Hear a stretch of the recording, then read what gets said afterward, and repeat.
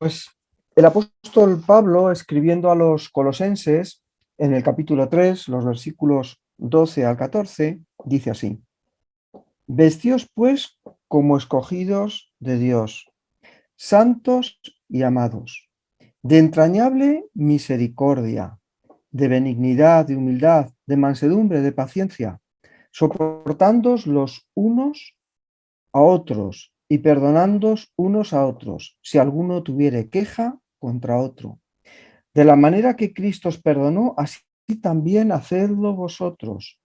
Y sobre todas estas cosas, vestíos de amor, que es el vínculo perfecto. Bueno, pues en esta mañana quería hablaros de un tema aparentemente muy teológico, porque hace referencia a uno de los atributos de Dios, que es la misericordia. Quería hablaros de la misericordia. ¿Y por qué este tema? Pues fundamentalmente porque creo que hoy estamos viviendo unos tiempos, unos momentos en los que parece que falta la misericordia.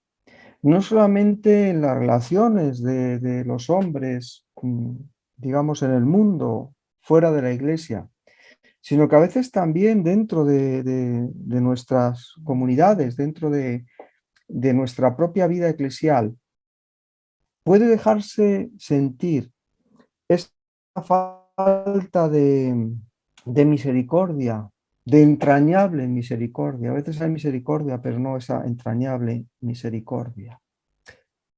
En el sermón que Jesús pronuncia en el Monte de los Olivos, está en Mateo, voy a leer el versículo 12, ya llegaremos en nuestros estudios del Evangelio de Mateo a ese sermón, es un sermón escatológico, y en concreto a ese versículo, Mateo 24, 14. Describiendo cómo van a ser los últimos tiempos, Jesús dice que el amor, entre otras muchas cosas, dice que el amor de muchos se enfriará. Y yo creo que eso es parte de lo que hoy puede observarse al ver las relaciones entre los hombres. Segunda de Timoteo 3, 1, 4, habla también de esa situación, de esa característica que van a tener los hombres en los postreros días. Y dice así el apóstol Pablo escribiendo a Timoteo, dice, capítulo 3, versículo 1, voy a leer hasta el 4, podríamos continuar un poquito más, pero bueno. Dice así, también debes saber esto, que en los postreros días vendrán tiempos peligrosos, porque habrá hombres amadores de sí mismos, avaros, vanagloriosos, soberbios, blasfemos, desobedientes a los padres, ingratos, impíos, sin afecto natural, implacables, calumniadores, intemperantes, crueles, aborrecedores de lo bueno, traidores, impetuosos, infatuados, amadores de deleites, más que de Dios, que tendrán apariencia de piedad, pero negarán la eficacia de ella. Ahí hay una palabra que me llama especialmente la atención, implacables. Hombres y mujeres, y yo diría que niños, yo diría que una generación de seres humanos implacables. Implacables es justamente lo contrario de misericordiosos. Hombres sin misericordia, mujeres sin misericordia, llenos de sí mismos, incapaces de compadecerse del otro, incapaces de tener misericordia. No solamente en el Nuevo Testamento, también en el Antiguo Testamento hay escritos en los profetas que hacen referencia también a los últimos tiempos, profecías, estoy pensando en el libro de Miqueas, que hacen referencia a una situación histórica concreta del pueblo de Israel, pero que también se proyectan hacia las circunstancias, hacia las condiciones que veremos también en los tiempos finales. Y me gustaría que cogierais, porque aquí sí quizás es bueno que tengáis abierta la Biblia, Miqueas, el capítulo 6, porque aquí el profeta Miqueas está hablando eh, de una manera tremenda, está dolido, está expresando no solamente su propio dolor como profeta, está expresando el dolor de Dios que está viendo que los hombres especialmente de su pueblo, del pueblo de Israel, no son como él había deseado que fuesen. Mirad el capítulo 6 porque a mí me parece precioso. Es duro, pero tremendamente potente. Y a mí, ya os digo, me parece también bonito porque se ve cómo es el corazón de Dios. Dice, oíd ahora lo que dice Jehová, levántate, contiende contra los montes y oigan los collados tu voz. Es una voz de queja. El Señor se va a quejar acerca de cómo eh, el corazón de su pueblo y cómo la vida de las personas de Israel se ha alejado del propósito que Dios tenía para ellos. No son como Dios quería que fuesen.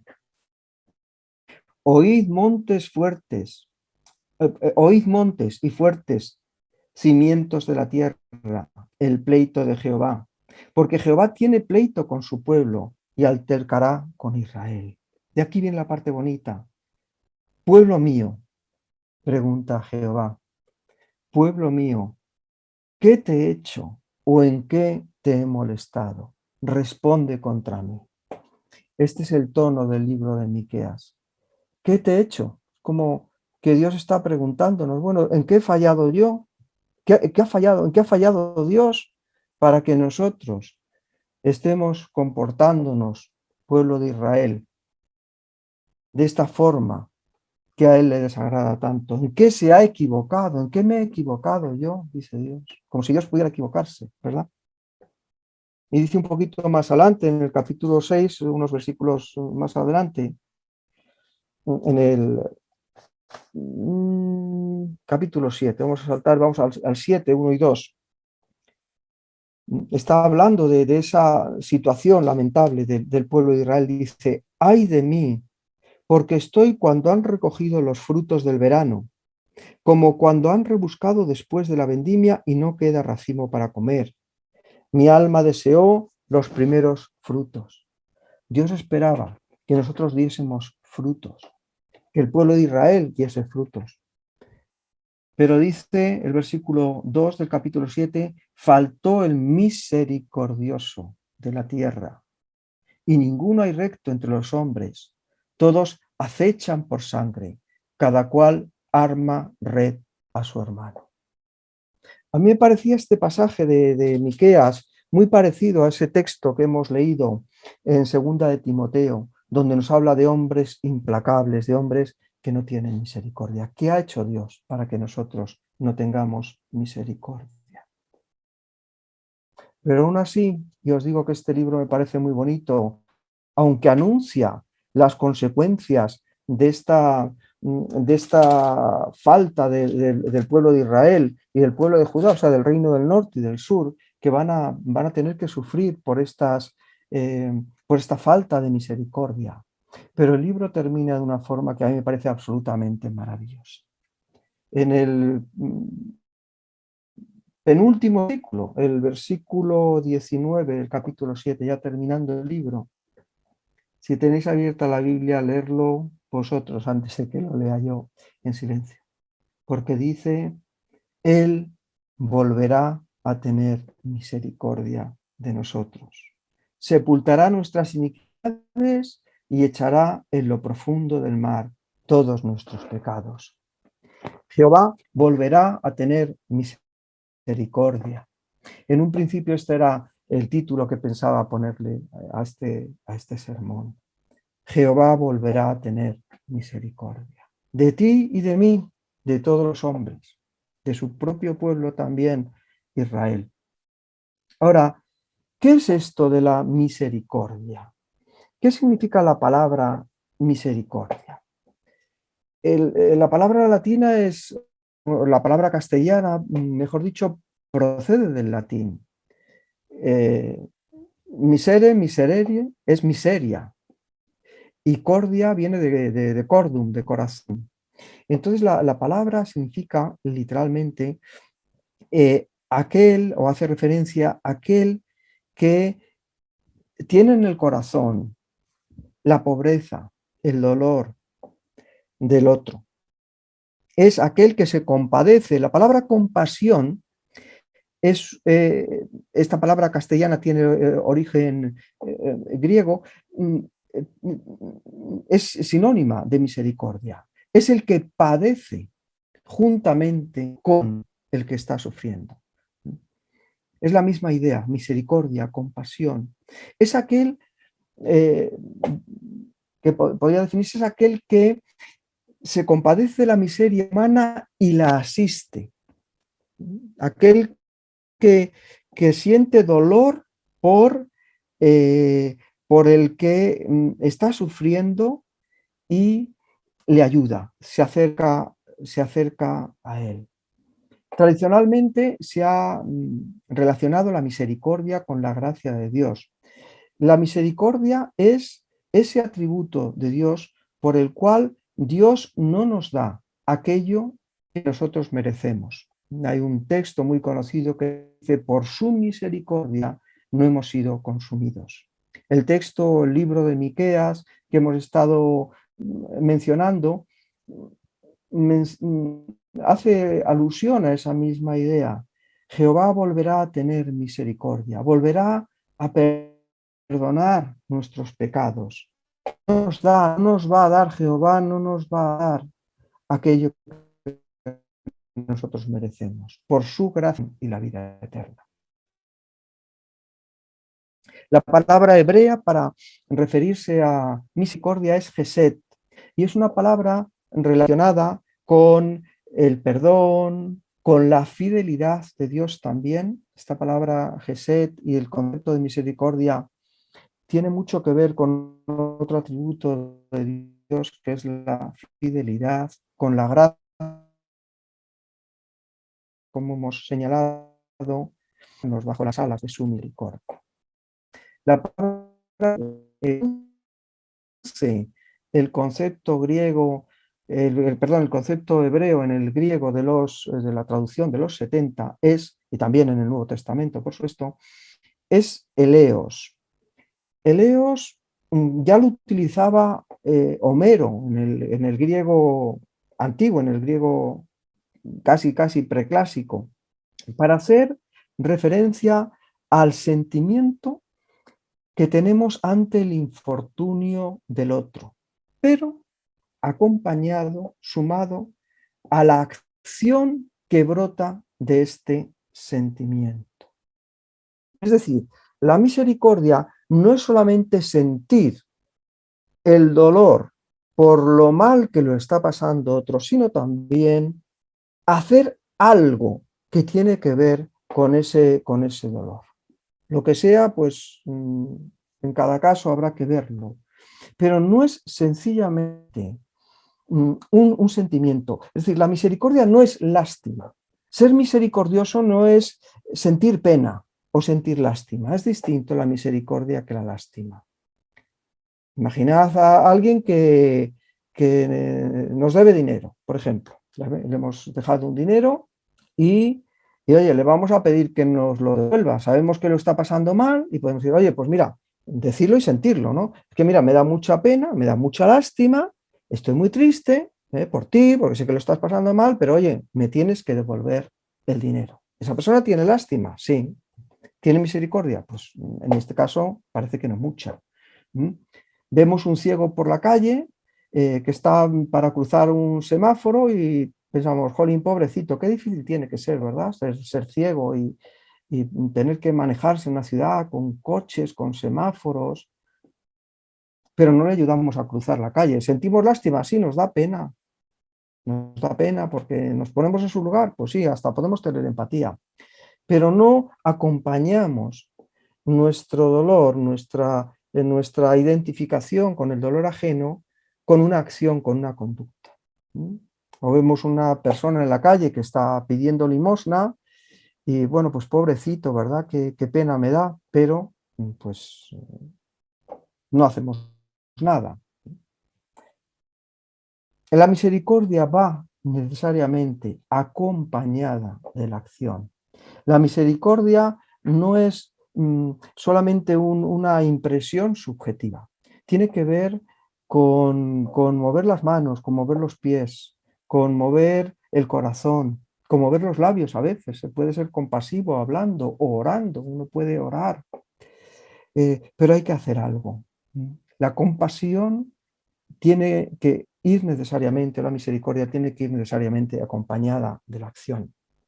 Os voy a pedir que vayamos otra vez a la Biblia, al Nuevo Testamento, y leamos en el Evangelio de Lucas, que yo creo que bueno, todos conocemos sobradamente. Es esta ilustración que da Jesús acerca acerca de este hombre que iba caminando, iba desde Jerusalén hacia Jericó. Es un hombre que desciende, dice el versículo 30 del capítulo 10 de Lucas, dice un hombre descendía de Jerusalén a Jericó. Entonces llegan unos ladrones, le asaltan, le quitan todo, le hieren, dejándole medio muerto. Es decir, este hombre queda en un estado lamentable. Y sabemos, pasa por allí un sacerdote y pasa de largo. Ve la situación, a lo mejor sintió lástima, pero pasó de largo. Después, un levita, se acerca un levita y la conducta es la misma, se va, pasa de largo. Pero llega un samaritano y este samaritano, en el versículo 34, venda las heridas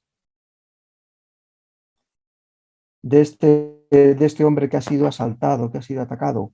Les echa aceite y vino, venda las heridas, las cura, le ponen en su cabalgadura, en un asno o en aquello en lo que estuviese él manejándose, lo lleva al mesón, cuida de él y dice que saca 2 denarios, se lo da al mesonero y le dice cuídale y todos los gastos que se produzcan por la gracia de este hombre en tu mesón, en tu posada, pues cuando yo vuelva te lo voy a pagar. Entonces la ilustración termina con una pregunta que hace Jesús, que es el que está contándonos esta historia. Dice, ¿quién pues de estos tres te parece que fue el prójimo del que cayó en mano de los ladrones? ¿Quién fue el prójimo? Y él dijo, fijaos la respuesta, él dijo, el que usó de misericordia con él. Entonces Jesús le dijo, ve y haz tú lo mismo. El que usó, el que usó de misericordia. La misericordia está hecha no solamente para ser sentida, la misericordia está hecha fundamentalmente para ser usada. Hay que usar la misericordia. ¿Y cómo es esta misericordia en su forma más perfecta? ¿Cómo es este atributo de Dios que es la misericordia? Aquí podríamos hacer un estudio largo. Hay muchísimos textos, muchísimos versículos en la Biblia, muchísimos lugares en los cuales se nos habla de la misericordia de Dios. Yo, por amor al tiempo, voy solamente a señalar algunos aspectos que muestran cómo es la misericordia de Dios, de alguna forma en contraste también con la nuestra, porque la misericordia de Dios es perfecta, pero la nuestra muchas veces no tanto. En primer lugar, la misericordia de Dios, como la nuestra, es una misericordia entrañable. Hay muchos lugares donde se habla de refugiarnos bajo su misericordia. Es una misericordia que no se agota. La misericordia de Dios no se agota. Es como un tanque de agua que siempre está lleno. Lamentaciones 3:22 dice, por la misericordia de Jehová no hemos sido consumidos, porque nunca decayeron sus misericordias. Nosotros nos cansamos a veces de ser misericordiosos. Es que bueno, ya he ayudado a esta persona, es que ya le he dado esto, es que ya... Y nosotros decaemos, pero la misericordia de Dios no se agota, la misericordia de Dios no se acaba, la misericordia de Dios es eterna, la misericordia de Dios dura para siempre, no se le va a gastar su misericordia. Esdras 3:11 dice, y cantaban, alabando y dando gracias a Dios, diciendo, porque Él es bueno, porque para siempre es su misericordia sobre Israel. Para siempre. Es un atributo de Dios. La misericordia es el resultado de la superabundancia del amor de Dios que se manifiesta en el perdón y en la acción compasiva que tiene hacia los hombres. Fijaos que nuestra misericordia, por muy misericordiosos que fuésemos a lo largo de nuestra vida, nuestra misericordia sería siempre temporal. Nuestra misericordia no duraría para siempre, pero la misericordia de Dios sí. Es ilimitada. El Salmo 36:5 dice, Jehová, hasta los cielos llega tu misericordia y tu fidelidad alcanza hasta las nubes. La fidelidad de Dios es ilimitada, la nuestra es finita. Nuestra misericordia tiene un límite en el espacio y en el tiempo. Sin embargo, la misericordia de Dios no tiene esa limitación espacio-temporal. Es grande. Dice Nehemías, capítulo 13, versículo 22, Dios mide su ira. Perdón, la misericordia de Dios, dice Nehemías en el capítulo 13, versículo 22, es grande. Ahí podéis buscar el versículo. Y alguien dijo en cierta ocasión esto que os voy a leer ahora.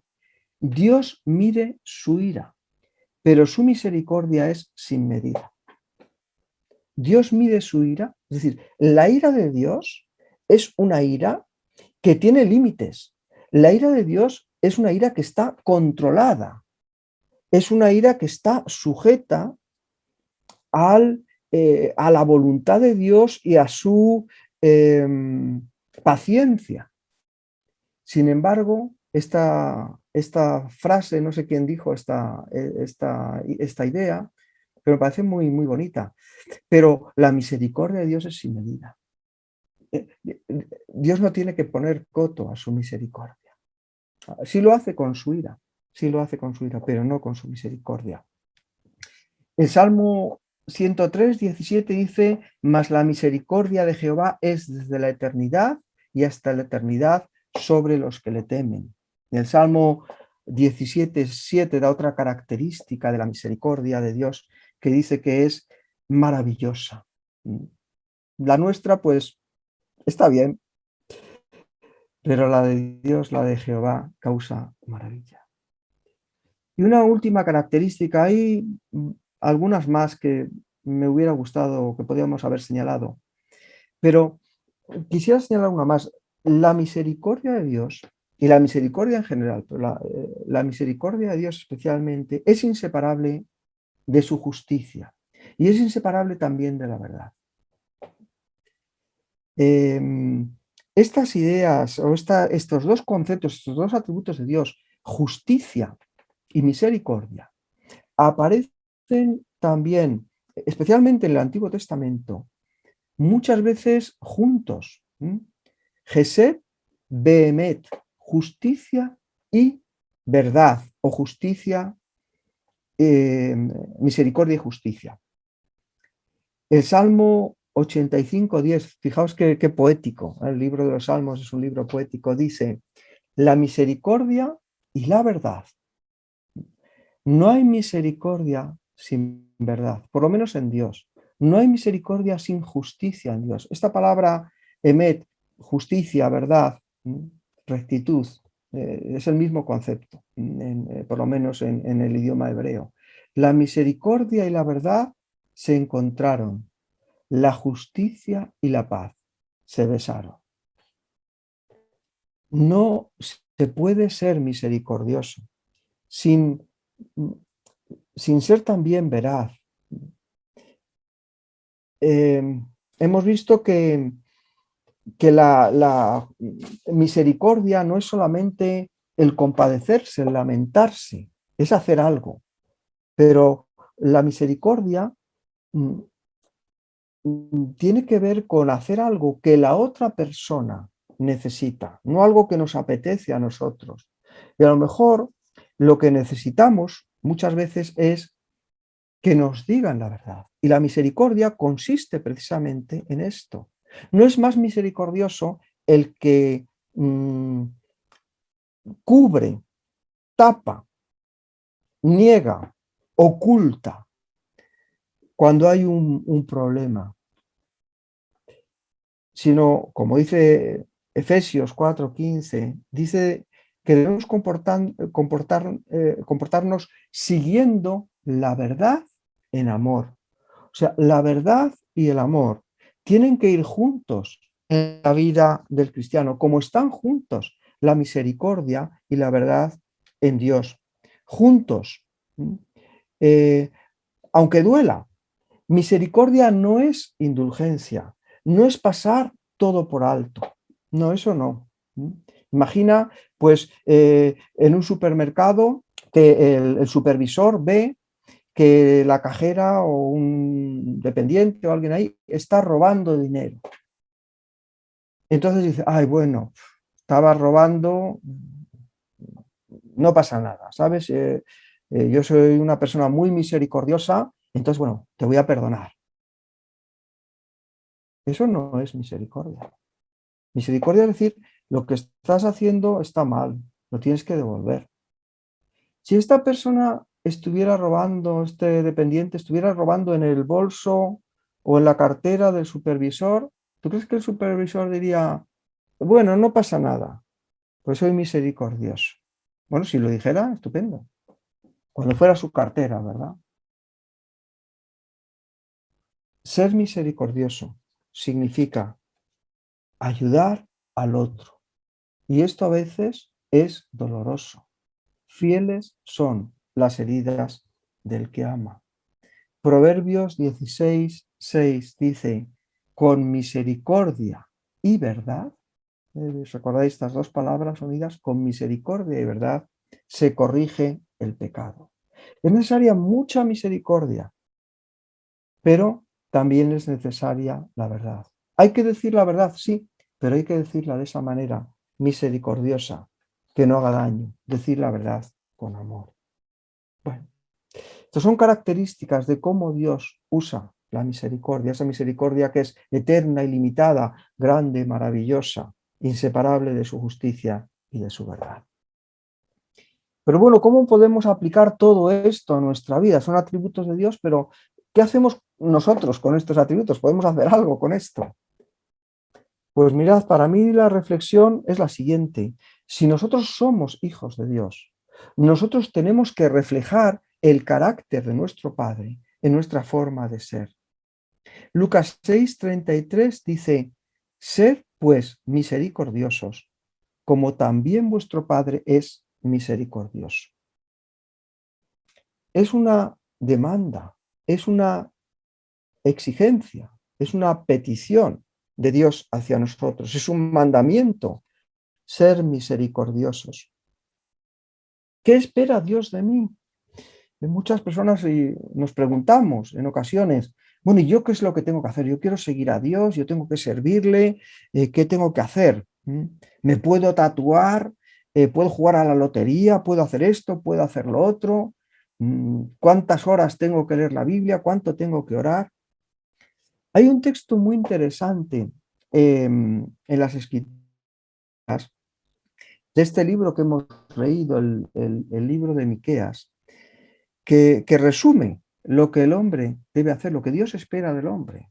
Dice Miqueas 6:8, oh hombre, me imagino que vale también para las mujeres y para los niños, para los ancianos, para los jóvenes, para todos.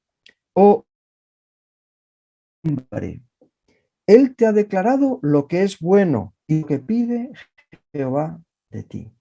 Y mirad, son tres cosas. Solamente hacer justicia y amar misericordia y humillarte ante tu Dios. Hay un corito, recordáis que canta estas palabras. Solamente hacer justicia, amar la misericordia y ser humilde, porque Dios da su gracia a los humildes, pero resiste a los soberbios. Intentar ser justos, querer ser misericordiosos y procurar que nuestro corazón sea soberbio, sino que sea un corazón humilde. ¿Y cómo podemos hacerlo? Pues en Jesús, mirad esto, en Jesús tenemos el modelo perfecto de la misericordia. Jesús decía, lo hemos leído en las bienaventuranzas al estudiar el Evangelio de Mateo, bienaventurados los misericordiosos, porque ellos alcanzarán misericordia. Y el que decía estas palabras no era alguien que estuviese filosofando acerca de qué era la misericordia, sino fue un hombre tan absolutamente misericordioso que dio todo, que dio su vida precisamente para curar nuestro dolor. Se compadeció, tuvo compasión del dolor humano y de la pérdida, de nuestro extravío, y dio su vida para que nosotros pudiéramos encontrar la ruta, el camino de vuelta a la casa del Padre. Pagó nuestra deuda, nos vio menesterosos y no nos dejó tirados en el camino, sino como el buen samaritano nos cuidó, nos curó y nos sigue cuidando. Este texto que aparece en Juan 8, del 1 al 11, es muy interesante.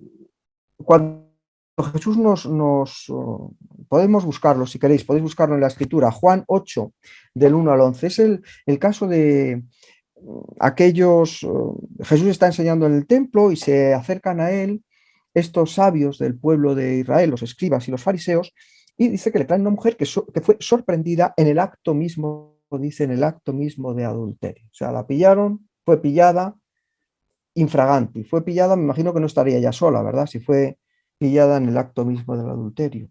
Y entonces le dicen a Jesús, dice, mira, la ley manda apedrear a tales mujeres. ¿Y tú qué dices? ¿Tú qué dices sobre esto? Porque la ley dice que cuando una mujer hace esto hay que apedrearla. Y Jesús, inclinado hacia el suelo, escribe en la tierra con el dedo. Bueno, todos sabemos cómo termina la historia. Pero ahí van los hombres a castigar al cumplimiento de la ley con la piedra en la mano, pero Jesús no coge la piedra, Jesús no coge ninguna piedra. Escribe en el suelo, escribe en la arena. Pocas cosas escribió Jesús, ¿verdad? Que sepamos. Pero esto lo escribió, aquí vemos a Jesús escribiendo, no en tablas de piedra. Jesús escribió en otro sitio, aquí le vemos escribiendo en la arena, donde las cosas se borran con mucha facilidad. Los seres humanos estamos siempre dispuestos a tirar la piedra, a castigar, a condenar. Si quieres ser misericordioso, mi pregunta es, ¿dónde está tu piedra? ¿Qué piedra o qué piedras tenemos guardadas, tenemos en nuestra mano, dispuestas a lanzar? Porque somos muy santos, porque somos muy buenos, porque los demás se equivocan, porque cometen adulterio, o mienten, o llegan tarde al culto, o no son como nosotros creemos que deben ser, o no lo son objetivamente, no según lo que nosotros creemos, sino lo que dice incluso la palabra de Dios. Y tenemos siempre la piedra preparada. Eso no es misericordia. El libro de Proverbios es un libro muy bonito, es uno de los libros que llaman sapienciales, y ahí vemos a Dios hablando con su pueblo como un padre habla con su hijo.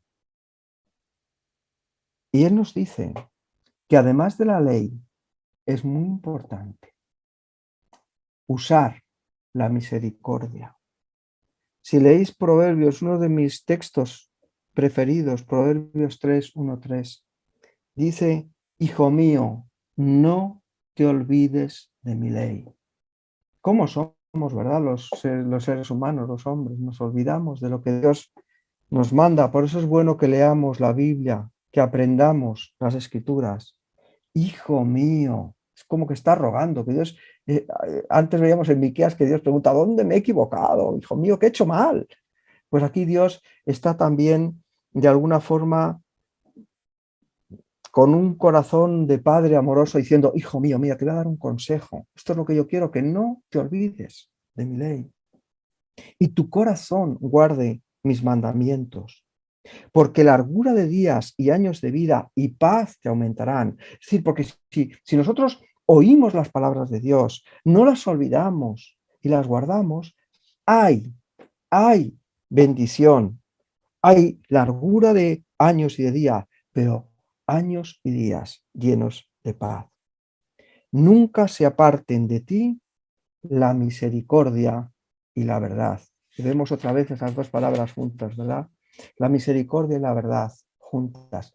Átalas a tu cuello, escríbelas en la tabla de tu corazón, en tu cuello, para que podamos llevarlo como un collar, como si tuviéramos en el corazón una tabla, un lugar donde se pudiera escribir algo de una manera imborrable. Eso que tenemos que escribir es verdad y misericordia.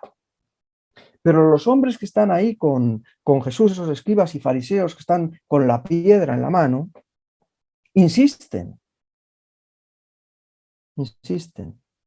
Y Jesús les dice: el que de vosotros esté sin pecado, sea el primero en arrojar la piedra contra ella. Y él sigue escribiendo en la tierra. Al oír esto, ellos, acusados por su conciencia, se van de uno en uno, comenzando desde los más viejos hasta los postreros, y queda solo Jesús y la mujer. Se han ido todos. Ahora yo me pregunto, ¿qué es lo que les hizo irse? ¿Por qué se van? Pues Jesús les ha dicho: el que esté libre de culpa, que tire la primera piedra. Se dan cuenta que ellos tampoco son perfectos. A mí este texto me hace pensar en que los fallos no siempre los tienen los demás. Nosotros a veces vamos con la piedra para hacer justicia, con la justicia incluso que Dios demanda, vamos armados con la piedra. Y no nos damos cuenta que no siempre son otros los que se equivocan. Que muchas veces los fallos los tengo yo. Hay personas que yo soy experto en equivocar. También soy experto en ir a juzgar y a enfadarme y a coger la piedra cuando encuentro a alguien o algo que me desagrada, porque no está bien o porque yo considero que no está bien. Con mucha facilidad vamos con una piedra en la mano para castigar a los malos, a los que no se portan bien, pero con un escudo en la otra para defendernos por si acaso nos tiran a nosotros la piedra. Ese escudo se llama justificaciones o justificación. Pues aquí vemos una razón extra para tener misericordia. Tenemos que tener misericordia porque Dios es misericordioso, efectivamente. Pero tenemos que tener también misericordia porque todos somos pecadores. Porque todos somos imperfectos. Si pagáramos ojo por ojo, dice que todos terminaríamos no tuertos, sino ciegos. Si aquí tiráramos piedras a los que hacen las cosas mal, se acabaría la humanidad. Por su misericordia no hemos sido destruidos. Quien esté libre de culpa, que tire la primera piedra. tenemos que ser misericordiosos, porque esto espiritualmente es importante, pero también es bastante razonable. La ira es mala, o sea, esto de enfadarse cuando vemos que hay pecado, cuando vemos que una cosa está mal, eso es horrible, la ira. La ira no es mala. En las escrituras se habla incluso de la ira santa de Dios. Lo malo es lo que hacemos nosotros cuando nos airamos. Aristóteles decía, Aristóteles ahí es un filósofo griego, discípulo de Platón, decía que enojarse es fácil. Enfadarse con la persona adecuada, en el grado exacto, en el momento oportuno, con el propósito justo y del modo correcto, eso sí que es difícil, decía Aristóteles. Enfadarse nos enfadamos con mucha facilidad. Airarnos es fácil. Ahora, hacerlo con la precisión que señala aquí Aristóteles, eso ya es más complicado. Pero es lo que hace Jesús, es justamente lo que hace Jesús. Como su Padre, Jesús es tarda ira, pero grande en misericordia y verdad. Ojalá aprendiéramos esto de nuestro Maestro, de Jesús el hombre. ¿Le dolía a Jesús o le causaba risa a Jesús lo que estaba pasando allí? ¿Quién había escrito la ley? ¿Jesús era partidario de que no se cumpliese la ley? Él dijo que había venido a cumplir la ley y ve que no se está cumpliendo porque una mujer ha adulterado. ¿Y qué hace Jesús? ¿Se irrita? ¿Qué sintió Jesús? No lo sabemos. Lo que sí sabemos es que dos veces, versículo 6 y versículo 8, Jesús se inclina y mira a la tierra, no mira a nadie, ni a la mujer ni a los hombres. No sé lo que pasaría por su cabeza, pero me parece interesante que dos veces se diga que Jesús está mirando al suelo, porque a lo mejor estaba muy enfadado, no lo sé, no lo sé. Pero cuando se van esos hombres, Jesús se queda con la mujer y enderezándose, y poniéndose de pie, y no viendo a nadie sino a la mujer, le dijo: mujer, ¿dónde están los que te acusaban? ¿Ninguno te condenó? Ella dijo: ninguno, Señor. Entonces Jesús le dijo: ni yo te condeno, vete y no peques más. Última lección: el antídoto contra la ira incontrolada se llama misericordia. Lo repito, el antídoto, aquello que nos puede ayudar a controlar nuestra ira cuando la ira se escapa de nuestras manos, se llama misericordia. Compasión de la miseria ajena. Esto es lo que hace Jesús y esto es lo que tenemos que hacer nosotros. ¿Qué necesitaba aquella mujer? ¿Que la tirasen una piedra? ¿O necesitaba alguien que le dijese: yo no te condeno, pero no sigas haciendo lo que estás haciendo porque eso está mal? Pues esto es exactamente lo que Jesús hizo. La misericordia piensa en el otro primero, piensa en la necesidad, piensa en lo que puede ayudar a esa persona. Se pone en sus zapatos. Y este pasaje, a modo de resumen, nos enseña que para ser como Jesús tenemos que aprender a escribir muchas veces en la arena antes de tirar la piedra. Cuando yo era pequeño, cuando empecé a ir al cole, teníamos una cuartilla donde aprendíamos caligrafía. Ibas repitiendo las letras, primero hacíamos palitos. Pues creo que tenemos que comprarnos un cuaderno de caligrafía para escribir en la arena, para aprender misericordia, tener paciencia antes de ejercitar nuestra ira.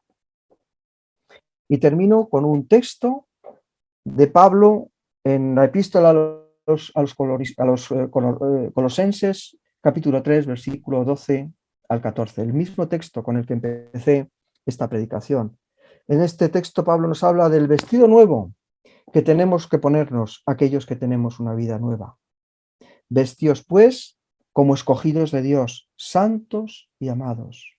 Vestíos de entrañable misericordia, de benignidad, de humildad, de mansedumbre, de paciencia, soportándoos unos a otros y perdonándoos unos a otros si alguno tuviera queja contra otro.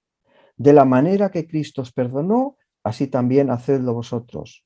Y sobre todas estas cosas, vestíos de amor, que es el vínculo perfecto. Que el Señor os bendiga.